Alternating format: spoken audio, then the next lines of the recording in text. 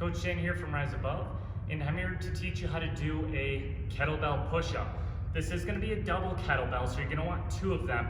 I'm going to show you two ways to do it. One is definitely easier than the other. So let me go ahead and start with a little bit of an easier method here. So you're going to take your kettlebells and you're going to lay them on their side at about the distance you would be holding your push-up. Now, if you can't do push-ups just off the floor, don't even attempt these. I say start with building your push-up up. The reason being that these, basically the kettlebell push-up is meant for you to be able to go deeper than what you can do up and off the floor, thus making it a little bit more beneficial and a little bit bigger of a range of motion. So, kettlebells on the side. And again, at about the distance that you would have apart that you would be doing your push-up. You're gonna go ahead, you're gonna get into that push-up position.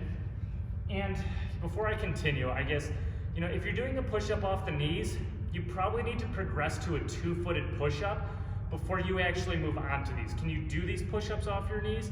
Yeah, 100%, but you're probably better off going to a ring to get that, or a suspension trainer to get that bigger distance than starting here. But let me get back to it. So kettlebells, equal distance, or the distance that you'd want for your push-up. You'll get into that push-up position. You're gonna drop down into that push-up, again, going lower than the kettlebells, and then pushing yourself back up.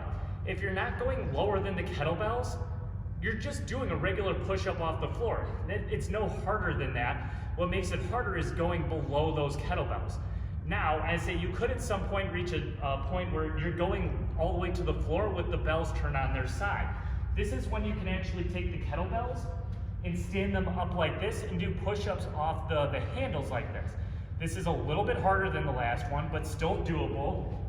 We're in that push-up position, hands are in the push-up position as well. And then we're dropping down, and you can see that I'm going lower than the handles. If you're not going lower than the handles, again, you're better off doing just a regular old push-up off the floor. This is meant to increase your range of motion to make it harder. If you're not there, that's okay. You need to get there before you can do this though. And that's how you do your kettlebell push-up.